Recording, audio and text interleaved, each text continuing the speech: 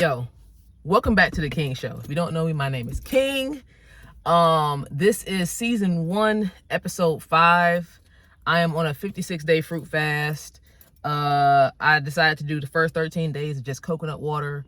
And yes, let me tell y'all something. I have never been this weak on a coconut water fast before.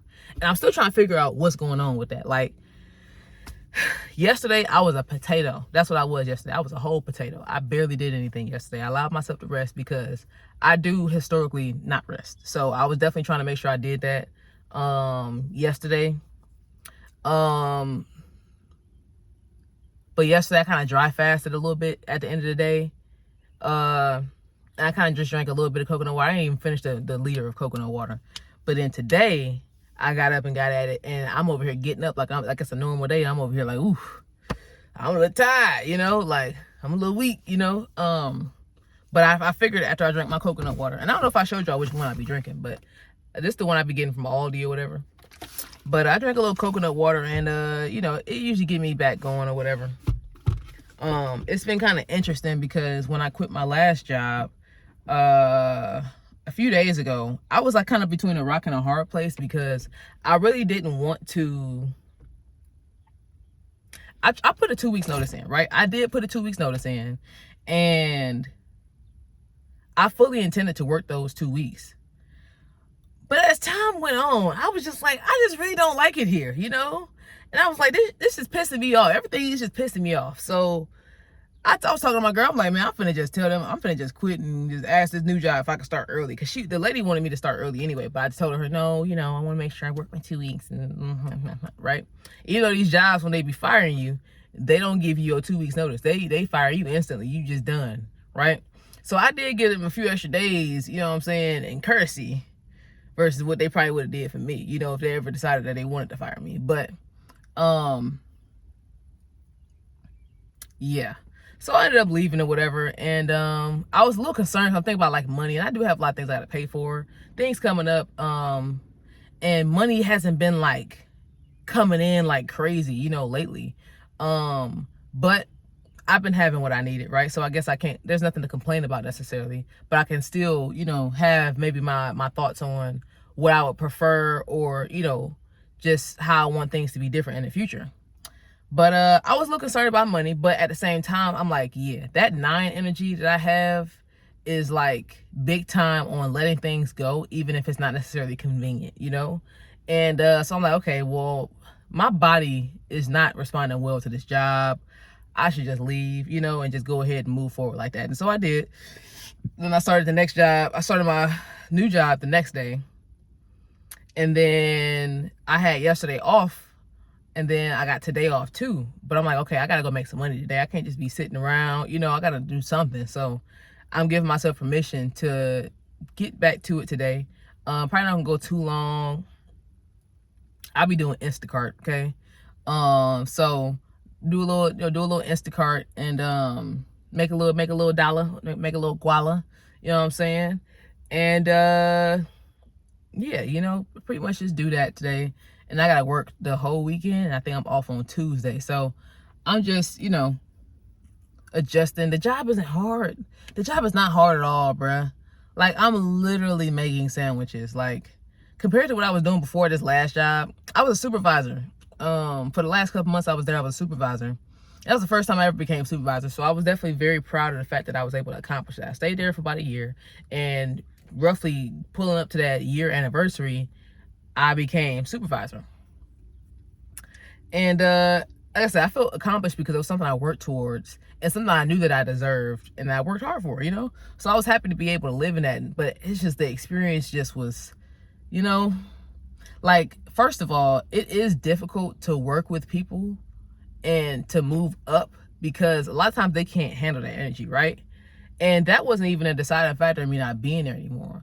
It was the disorganization of the organization I was working for. Like, okay, cool. They kind of had my back a little bit when it came to certain stuff.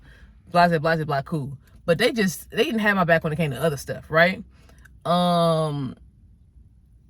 Like, I was making prep lists, I was making pool to thaw lists and things like that. Nobody was keeping up with it, and they wanted me to stay on people about filling out their temperature logs, and They wanted me to do all these things, and all I'm getting is gripe from the people that are under me, right? And then on top of that, the people who want me to stay on top of other people, they're not doing what they got to do, and they just running around like chickens with their heads cut off, and they're in over their heads trying to lead other people. I'm thinking to myself, bro, this place is just disorganized. And I knew it since before. It wasn't like I just learned that as I became a supervisor. I just thought that my experience would be less subpar moving on, because the job I was doing was already so stressful, but yeah, it's just, the environment itself just didn't feel like a place I could grow. I didn't feel really supported on a lot of different things like that. And I'm like, you know what? And it's already 30. I'm driving 30 minutes to work. Of course I made a little change. It was nice, but I'm not one of those kind of people that think that that's the only place that I can make some money, so yeah, I know there's other opportunities, and even if it's not like the same kind of opportunity where I'm getting it from a job, I can get it from somewhere else. You know what I'm saying? Like, I'm not like, I try my best not to live in a lack mentality. Even if the things around me are a certain kind of way, I try to make sure up here I'm staying abundant in the way that I think and in the way that I move. And so part of me leaving was me moving in abundance. You know what I'm saying? So yeah, that's how that went. I'm happy that I did that, even though a lot of times, with that 9 energy, letting go can typically happen in stages, and it may not always be very comfortable throughout that process. And in fact, it may feel even a little bit traumatic with the way that you have to like snatch yourself, or you are snatched or removed from certain situations, and you kind of have to like deal with the things that come along with that after that, right? Like coping, regulating your nervous system after things like that. It's just a lot that comes along with that. So I think me being aware of those things are definitely helpful for me. But I just,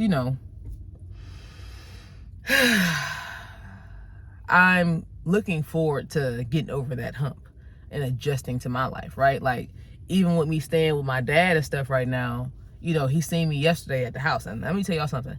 I never stay at the house. I never do. Anytime I've stayed with anybody, I don't lay around in the house. If I'm laying around, maybe my cycle came on and it took me out, and I gotta lay there for the day. But that next day, I'm gone. You know what I'm saying? And the main thing is that, if y'all know this thing, if people see you, they always discredit whatever it is that's happening. So it don't matter if I didn't like went online, if I done ran up $1,000 online some kind of way. They see you sitting there. They don't know what you're doing. You know what I'm saying? They just see you sitting there. So they assuming that there's nothing that comes from that, because people only see with their eyes, unfortunately, right? But that's the world that we live in. So I can't really be upset about the fact that that's the circumstances, but I'm saying that's why I usually am just gone all the time. You don't know what I'm doing, where I'm at, but maybe you think, well, I don't know, you know what you think, but I don't want to give you room for that. How you doing? But everybody's staring at me over here making this video. It's so funny. But yeah, I just did it. How you doing? Because I'm like, lady, you just over there staring. Ooh wee. I don't like people staring at me, y'all. But anyway, so yeah, I usually make sure I'm gone, because I don't want there to be any room for any type of questions about what I'm doing, where I'm going, what I have, what I don't have.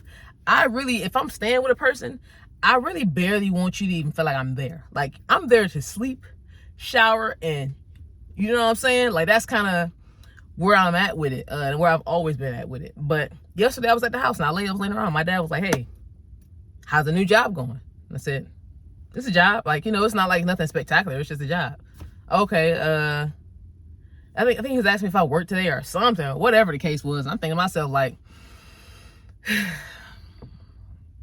I guess I can understand concern, but the fact is, because I was sitting there at all, it gave room for a person to question me at all. And I do not like to be questioned, right? And of course, right, all this audacity and not having my own place yet, or not having things the way I like to have them, but I'm still a human being. Come on now, I'm still a human being. I don't even think this is necessarily a pride thing. I think this is more so a preferential thing, and this is why I usually stay out the house, right?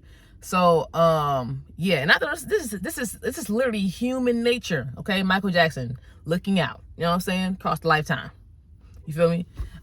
This is just human stuff. This is how humans function, and I understand human behavior so deeply because of the fact that I was a neurospicy kid. You know what I'm saying? I was only able to relate to people by understanding normal human patterns. So I would study humans by not being around them. I would looking out across lifetime. Exactly what Michael said. See, Michael's smart. You know what I'm saying? But yeah. So that was a little bit annoying, but it is what it is. You know, I don't currently have my own stuff, so I do have to deal with whatever comes along with that. I am totally aware. But I'm also aware that it is inhumane for me to not give myself grace or not allow myself to feel what I need to feel while I'm going through whatever I'm going through. That's a real human emotion. That's a real thing that happened for me. And I should allow space for it so I can let it pass, you know? And that's something that my girlfriend definitely has taught me a lot of. Allowing space for things so that you can let the feelings pass through you. You don't have to hold on to them, and you can still experience it, but it doesn't have to stay there. So shout out to her, all right? She knows who she is, and she's been watching, and she's my first subscriber, so shout out to her, okay? But yes, you know, that's kind of what's going on with that. But today, I'm up early. I'm up early too. I'm not like I don't sleep in, y'all. I really don't. I'm always like an early riser. I've historically been an early riser and a late sleeper. So go to sleep late, wake up early. That's me. I be on the grind. I love to be, you know what I'm saying? I love to be in the trenches as far as like hard work goes and stuff like that, you know? So yeah, you know. Yeah, that's me, you know, and I love it here. I love work. You know, my attitude number is a 4. My approach to life is hard work. You know, my approach to life is bringing foundations and, you know what I'm saying, bringing the order to chaos and everything like that. And of course, I wouldn't be able to fully live and experience the things I needed to experience if I didn't allow myself to go through them, you know? So yeah, this is me going through stuff. This is me documenting my journey so far. Y'all look, okay? This time next year, I obviously won't be here in this particular place. So this is like archive stuff. You know what I'm saying? This is stuff I'm gonna look back on and be like, oh yeah, I remember when I did that, or I remember when I was here, and y'all can be reminiscing with me. Oh yeah, King, I remember 3 years ago, King, you was living in your dad's house, sleeping on his couch, you know what I'm saying? Like, and look at you now, you know? So this is me documenting my life so far.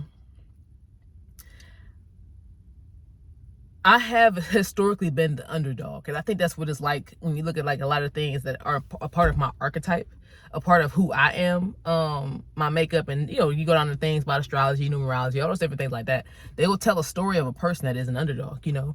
Now, I'm not saying that I want to be an underdog for the rest of my life, no, but that has been, you know what I'm saying, the beginning stages of my evolution, you know. And so yeah, you know, I got that dog in me, you know what I'm saying? And we building some things over here.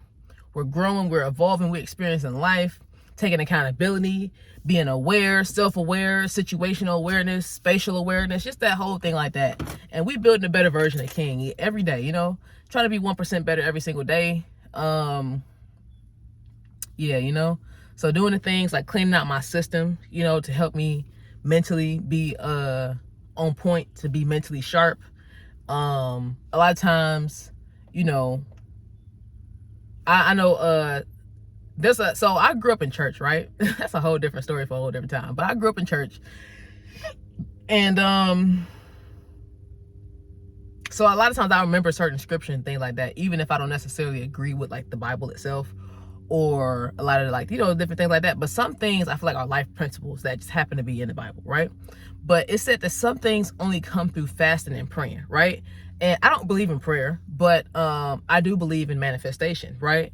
And of course I do fast often. So I believe that when you're in a fasted state like this, for one, of course you have more clarity, but I feel like you have more authority over your life. You have more authority to be able to speak over your life, to manifest things that you may not have been able to manifest if you was, you know what I'm saying, on the regular stuff, doing regular things. So I believe times like this, times in your life like this is the times to buckle down on what you want.